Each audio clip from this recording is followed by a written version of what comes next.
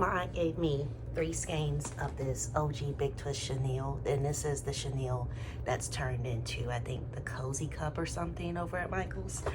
And I got 3, and I want to make something special. So come along with me and see what the special thing I did is. Happy Monday, y'all. It seems dark. So maybe you're thinking, oh no, it's another dark moment here, but let's talk about the chenille project. First things first. I know I'm already struggling with it, not really, because I wedged the hook, so that's a good thing. The hook is staying in. We have landed on the granny square. I think last time I was with you, I was trying to do a cluster, but I'm gonna just do it in a square and block it out. It's gonna be a blanket. It's gonna be wobbly, as long as it just cuddles around me and feels comfortable. It's good practice. And this is a good texture for those of you who are starting with crochet for the very first time. I also went to Michael's and got their 10mm hook, 10mm Ergonomic hook. Also got the 11.5 one, which if I was using the even more chunkier chenille rather, that would work. I've noticed that the chenilles are taking over. I don't know what to make of that. It is cloudy here, so this little rainbow print is going to make my day. So I will be back with more updates, friends. Also, let me try not to get you off camera here. So I'm going to just wrap the 3 skeins of this. This is going to be this Bernat blanket. There we go. Yep. It's going to be, and it's a little dark, but you'll see that it's kind of that teal turquoise. Picks up a little bit on this. Of course, as you can see, it's not quite the same teal turquoise, but I'm still aiming for maybe the blue, and that may be what happens. The outside may be one big group of each, the closest Bernat blanket match to each one of these colors. And in the middle is the nice little rainbow. I mean, once again, this is going to be an heirloom. It kind of is an heirloom because my aunt just gave me this yarn, and considering the things that are going on in my life right now around me, having a blanket that has a little bit of home in it is optimal. Let's get back to stitching, and I'll see you in my next update. All right, folks, I figured out how to light myself, and it's good because this is where we are with our square. Upgrading to the, where is it? There we go. Nope. Okay, 10mm. You'll see it. Like, this is basic 10mm. It's the Loops and Threads brand. So upgrading to that is helping us out here. And so far, yeah, this looks like a pretty good chenille blanket.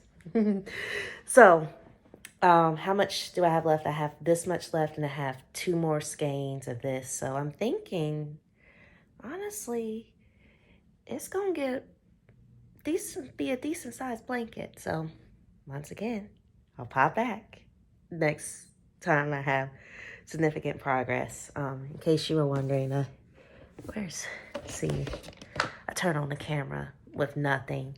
But based on my hand being about a foot, like my elbow, this part being about a foot, I think I've got between 8 to 12 inches here of square. And yeah, let's see how it goes.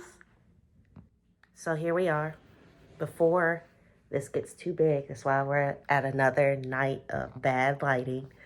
Yeah, this is working up really fast, and so I want to recommend this for all of you who are new to crochet. Maybe the thing is, like I said in my little short, is to get one of these big hooks, get one of these chenille yarns, get a sense of if you like stitching. And, you know, if you're doing this for your mental health, this is the perfect mental health crochet project.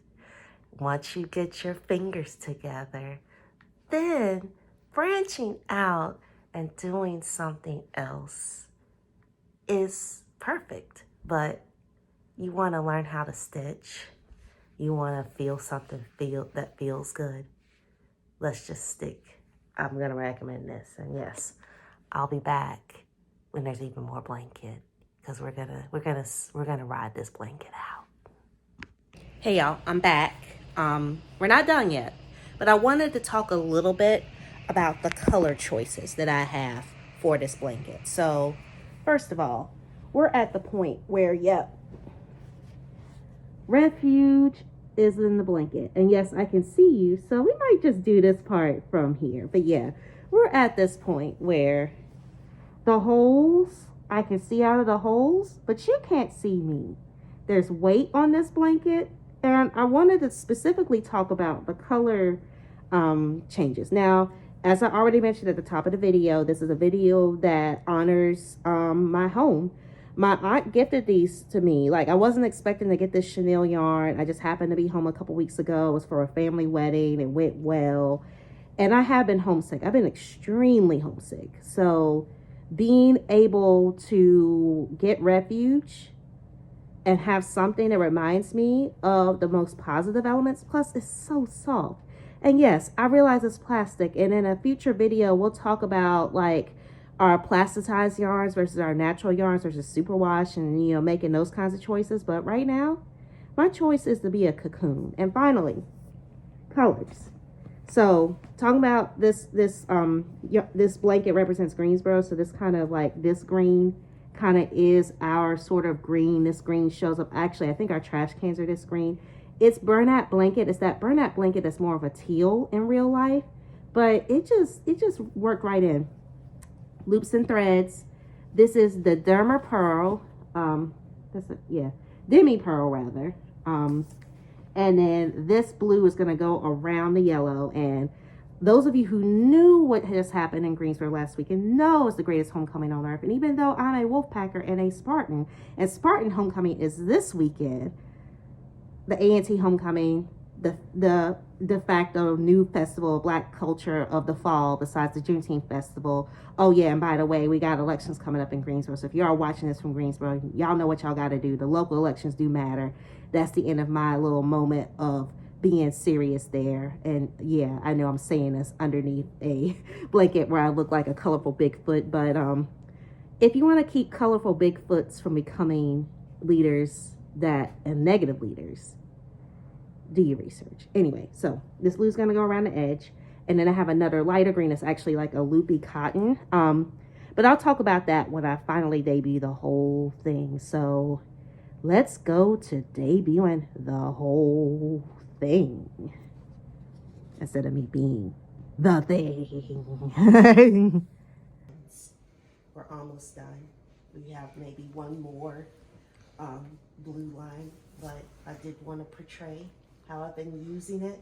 There's not any current yarn on here now, and yeah, as you can see, the environment is changing a little bit. So I promise the next time you see me, I will be unfurling this completed blanket in a very cozy place. So I'll see you there. Hello, y'all. I wanted to end this video a few months later with a little update. I posted a shortly before I recorded this part of the video. We're in January of 2026. We started this project in September of 2025. These things happen. And so let me talk about how I feel about this blanket. So technically it is still technically unfinished, but for the most part, I'm just going to add more of this blue. I have it while there's sleeting and everything going on outside of these windows. We are in our new home.